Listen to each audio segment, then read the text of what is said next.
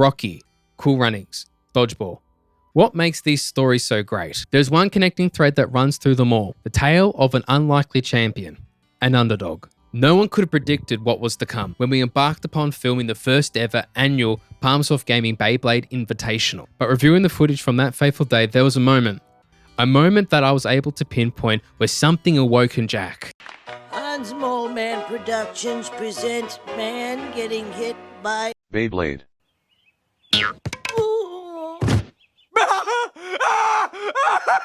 That moment right there, that was the start of something truly incredible. Oh my God!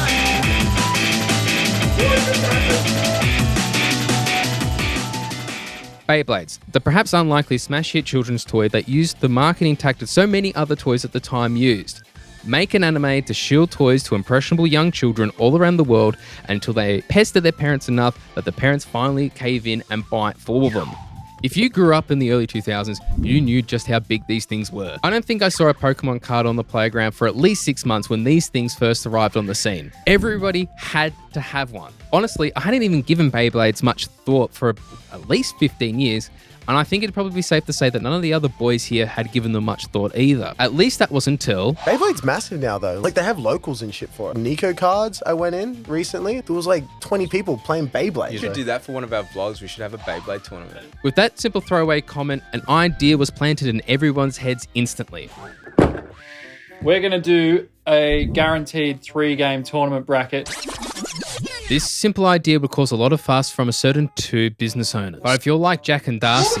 Making up rules. I printed this off the internet. No, you made that up yourself. You said everyone's guaranteed 3. Yes, at least 3. Nick's not high here anymore. You also might be a touch confused and perhaps even a little bit disgruntled by what a 3-game guarantee bracket actually means. It's actually fairly simple and it's a nice way of ensuring that everybody has their chance to be champion. In essence, even if you lose, you'll get a good chance by playing through the losers bracket. This also ensures, as the name would suggest, that everybody is guaranteed at least 3 matches of play. But how did we choose which Beyblade was going to be played by who? Lining up the Beyblades on the table, each was assigned a number, and by going in alphabetical order, we used a random number generator to choose who would be assigned what Beyblade. The pairings would end up looking something a little bit like this.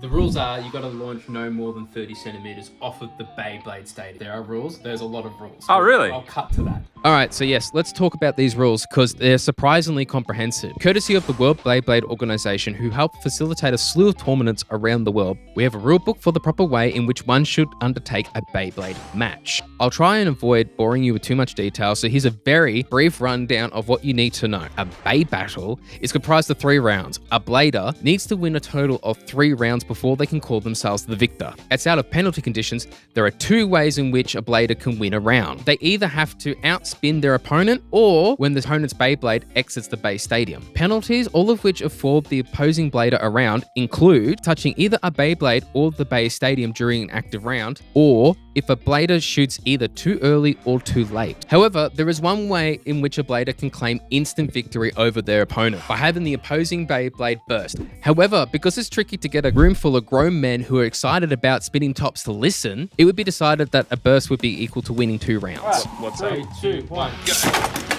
After what would be a fairly quick first round between me and Nick, You're on the ropes here, Jacob. oh!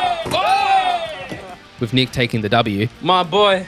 You've massacred my boy. Jack and Darcy would be up next to take the Bey stadium floor. 3, 2, 1. I win at 1 point. 3, 2, 1, let it rip. Oh, aggressive launch from Jack. Bruh. 3, 2, 1. Fast as fuck, boys.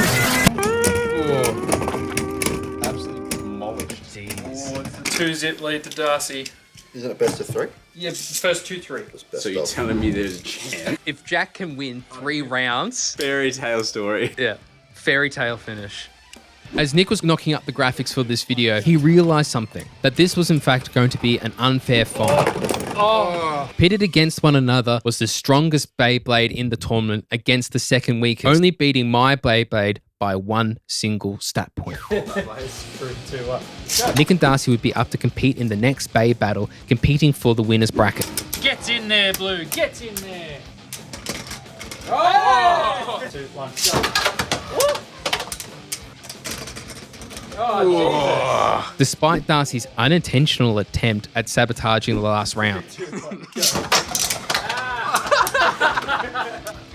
it was a decisive and well-earned victory for Nick. Come on, Blue.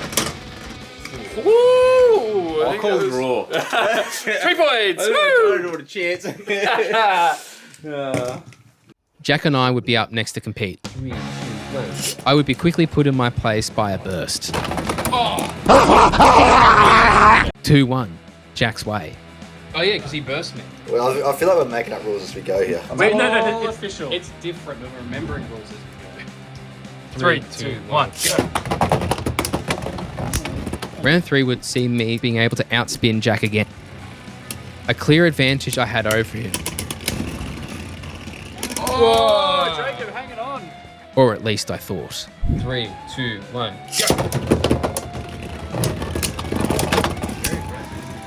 In the end, I was outspun. 3-2, Jack's way. Oh, Jacob. Stitched up, brother.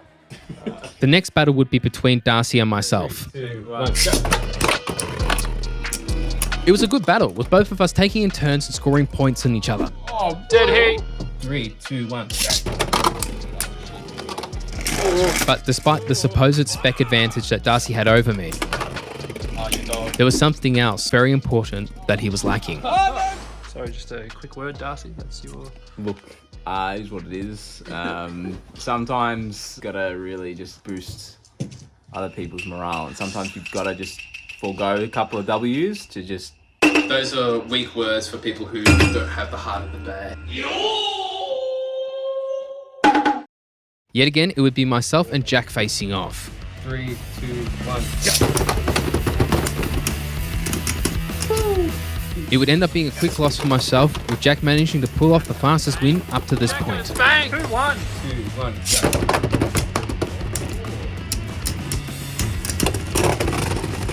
And with that, Jack managed to pull off the impossible and make his way to the final. Right, so what happens now? Oh my god, bro. If I lose, we go to another game because this is my first loss. Hell no, man. What the fuck, man? Hey, it's on the printout, buddy.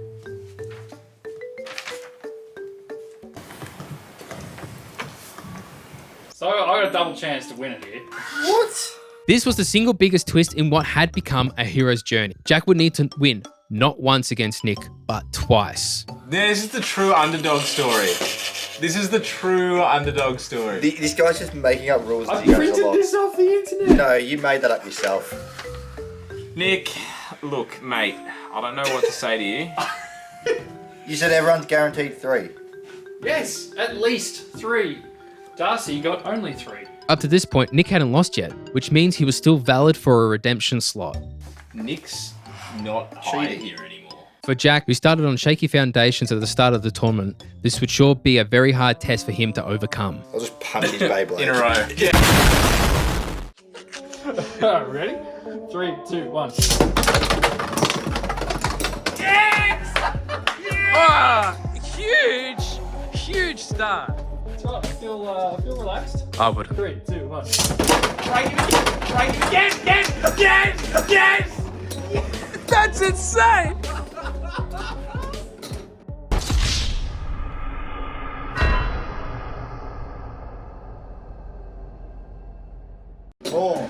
More. Teach him a lesson. The air in the office was simply electric. Jack had not only managed to beat Nick in their first battle, but did so in an explosive way. But was he capable of doing it again? 3, 2, 1. Oh my god. No, either, but you're doing it. Who's let me down?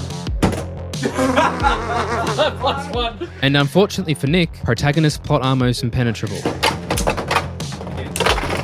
Oh my god! Always. What just happened?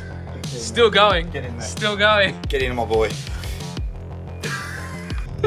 Fades to black. Absolutely unbelievable.